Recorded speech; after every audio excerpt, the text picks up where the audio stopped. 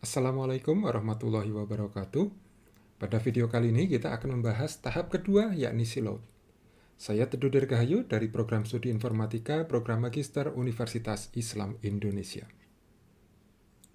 Berikut ini adalah referensi yang digunakan pada video ini, yakni buku karangan Tony Saldana tahun 2019 berjudul Why Digital Transformations Fail, terbitan Barrett Kohler Publishers. Pada tahap ini, bagian-bagian enterprise mulai melakukan pengembangan proses dan produknya. Para pemimpin di tiap bagian sudah mengenali ancaman disrupsi digital dan mulai menciptakan model bisnis digital baru. Kemungkinan penyebab kegagalan pada tahap ini adalah kesalahan-kesalahan yang sama termasuk tidak memberdayakan pemimpin perubahan dan membuat pilihan yang salah berkenaan dengan apa yang mestinya ditransformasi. Untuk mengatasi risiko tersebut, perlu dua hal yang dilakukan. Pertama, pemberdayaan disrupsi pada pemimpin perubahan, dan kedua, identifikasi titik-titik ungkit digital. Kembali ke gambar ini, kita akan melihat bagaimana enterprise menuju tahap kedua dengan pemberdayaan disrupsi dan titik ungkit digital. Pertama, kita mulai dengan membahas disruption empowerment. Ada 4 elemen pemberdayaan disrupsi. Yang pertama adalah MTP, Massive Transformation Purpose atau tujuan transformasi masif. Enterprise harus menetapkan MTP, yakni suatu visi inspiratif yang berlaku di keseluruhan organisasi. Kedua adalah air cover atau dukungan dari manajemen puncak. Enterprise harus menyediakan air cover bagi pemimpin bagian agar mau mengambil risiko yang diperlukan. Ketiga adalah skin in the game atau turun tangan langsung. Enterprise menciptakan motivasi kepemimpinan informal dengan turun tangan langsung dalam proses perubahan. Dan keempat adalah feeder atau pengumpan. Enterprise mengatasi kelembaman atau keengganan awal dengan memilih bagian-bagian pengumpan yang dapat segera menunjukkan progres atau kemajuan. Kita akan bahas lebih rinci satu persatu. Massive Transformation Purpose atau MTP adalah tujuan aspirasional organisasi. MTP diharapkan dapat membangkitkan suatu daya tarik dan motivasi anggota organisasi untuk bahkan melakukan hal-hal yang sepertinya tidak mungkin. Organisasi perlu menetapkan MTP atau setidaknya trial MTP atau MTP percobaan pada tahap awal melakukan transformasi digital. MTP memotret perasaan dan pikiran serta imajinasi anggota organisasi yang akan melakukannya. Hampir semua organisasi eksponensial mempunyai MTP. Sebagai contoh, Google mempunyai MTP, Organizing World's Information atau mengorganisasi informasi dunia. MTP Microsoft adalah A Computer in Every Home and on Every Desk. Komputer di tiap rumah dan di tiap meja. Sedangkan MTP Tesla adalah To Accelerate the World's Transition to Sustainable Transport. Mempercepat transisi dunia ke transportasi berkelanjutan. Berikutnya adalah air cover atau dukungan manajemen puncak. Pemimpin transformasi bekerja pada area yang asik dan seru tetapi juga berisiko.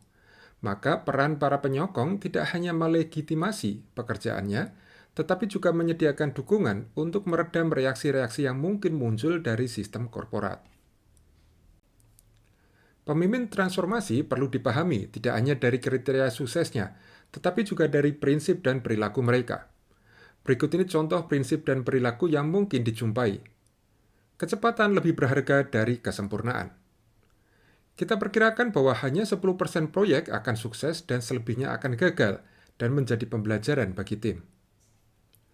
Mereka mempunyai kendali bebas untuk mendorong perubahan dalam batas-batas tertentu, dan mereka akan diberi penghargaan karena mengambil risiko secara cerdas. Ada eskalasi cepat dan mekanisme pendukung untuk membantu melindungi mereka dari keriuhan reaksi sistem korporat. Orang-orang yang terpengaruh oleh perubahan juga perlu memahami bagaimana mereka akan dijaga selama melalui perubahan tersebut. Contoh, apa arah perubahan dan bagaimana perubahan tersebut menjadi ketertarikan mereka? Apa peran yang mereka perlu lakukan selama perubahan? Dan bagaimana sistem penghargaan diubah untuk mendukung transformasi? Stakeholder perlu memahami di mana mereka bisa membantu dan di mana mereka harus mengambil jarak. Contoh, apa transformasi yang dilakukan dan mengapa transformasi itu penting? Apa peran yang perlu mereka lakukan dan di mana mereka akan dimintai pertolongan? Apa sinyal yang perlu mereka sampaikan ke organisasi untuk mendukung transformasi? Kemudian turun tangan dalam proses transformasi. Kepemimpinan eksekutif perlu turun tangan langsung dalam proses transformasi.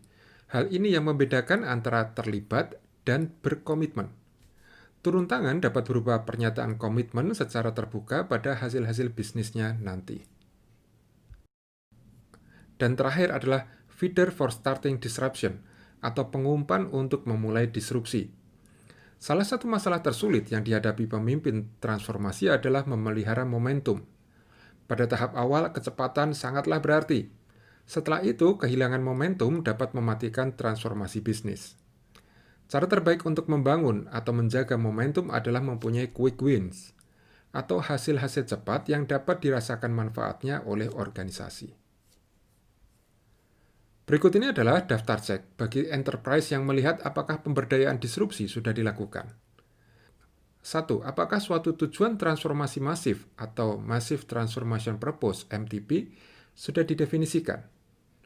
2. Apakah pemimpin perubahan telah diberitahu mengenai elemen spesifik dukungan yang akan mereka peroleh dari manajemen puncak ketika mereka mendorong perubahan? 3. Apakah stakeholder dan pihak-pihak yang terpengaruh telah diberi informasi mengenai peran mereka dalam mendukung perubahan? 4. Apakah pemimpin telah mengidentifikasi dan berkomitmen untuk turun tangan langsung dalam proses transformasi? 5. Apakah pemimpin mendorong perubahan dengan sejumlah inisiatif untuk menjaga momentum? Jika semua dijawab ya, berarti pemimpin perubahan di tiap bagian enterprise telah mengalami pemberdayaan disrupsi. Berikutnya kita bahas digital leverage points. Apakah digital leverage points atau titik ungkit digital? Salah satu masalah dalam transformasi digital adalah teknologi digital sudah berada di mana-mana, sehingga menjadi tantangan dalam memutuskan di titik mana ungkitan bisa dilakukan. Titik ungkit digital adalah area strategis dalam enterprise, di mana teknologi digital dapat mempunyai dampak transformasional yang paling besar. Ini diidentifikasi melalui pemahaman mendalam pada peluang dan pilihan strategis organisasi. Titik ungkit digital dapat internal enterprise, misalkan logistik, R&D, rantai pasok, atau eksternal. Bagaimana mengidentifikasi titik ungkit digital? 3 langkah berikut dapat digunakan. Pertama, mulailah dari kekuatan dan peluang bisnis, atau hal-hal yang selama ini menjadi masalah. Kedua, memahami kemungkinan-kemungkinan digital. Dan ketiga, menerjemahkan kekuatan strategis, peluang, dan masalah menjadi ide besar menggunakan digital. Mari kita lihat lebih detail. Mulailah dari kekuatan strategis dan peluang bisnis atau hal-hal yang selama ini menjadi masalah. Transformasi disruptif muncul sebagai salah satu dari 3 area dalam organisasi. Memungkinkan model bisnis baru, membuat tipe produk atau layanan digital baru, atau mengubah proses operasional menjadi keuntungan kompetitif. Bisnis model kanvas atau kanvas model bisnis dapat digunakan untuk mengidentifikasi area-area tersebut. Kemudian pahami kemungkinan-kemungkinan digital. Teknologi adalah sepertiga dari disrupsi. Secara lebih lengkap adalah sebagai berikut. Pertama, teknologi eksponensial seperti artificial intelligence, pembelajaran mesin, 3D printing, nanoteknologi, Internet of Things, robot, dan bioteknologi. Kedua adalah proses eksponensial, antara lain menghilangkan bagian-bagian tengah atau perantara pada proses sehingga melompat langsung ke hasil dengan lebih sedikit langkah. Dan ketiga adalah ekosistem eksponensial. Contoh, ekonomi berbagi atau sharing ekonomi. Dan yang terakhir, terjemahkan peluang strategis dan masalah menjadi ide-ide besar. Transformasi digital yang sesungguhnya membutuhkan tidak hanya otomasi, tetapi reimajinasi. Perkakas terbaik untuk tujuan tersebut adalah pemikiran desain atau design thinking, yang merupakan pendekatan berpusat pada manusia dengan kemampuan membangkitkan banyak ide secara cepat menggunakan brainstorming dan mengubah ide abstrak menjadi prototipe yang dapat diindera dan diuji. Pemikiran desain menggunakan daya kreativitas untuk menggabungkan peluang bisnis yang telah diidentifikasi pada langkah pertama dan teknologi disruptif pada langkah kedua menjadi sehimpunan titik-titik ungkit digital yang koheren. Berikut ini adalah daftar cek bagi enterprise yang melakukan identifikasi titik-titik ungkit digital. 1. Apakah semua titik-titik ungkit digital yang potensial sudah dipelajari, termasuk pembuatan model bisnis baru, produk baru, dan keunggulan operasional disruptif? 2. Apakah titik ungkit yang mungkin di luar organisasi sudah dipertimbangkan, termasuk mitra, pemasok, dan pelanggan? 3. Apakah ide disruptif digital sudah diselaraskan dengan pilihan strategis yang paling berdampak, menggunakan framework kanvas model bisnis atau yang serupa? 4.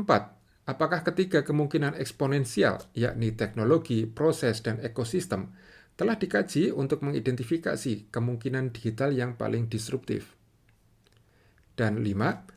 Apakah proses ideasi nonlinier seperti pemikiran desain telah digunakan untuk menciptakan ide-ide besar baru?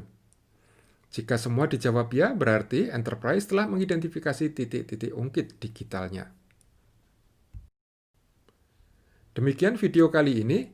Terima kasih. Wassalamualaikum warahmatullahi wabarakatuh.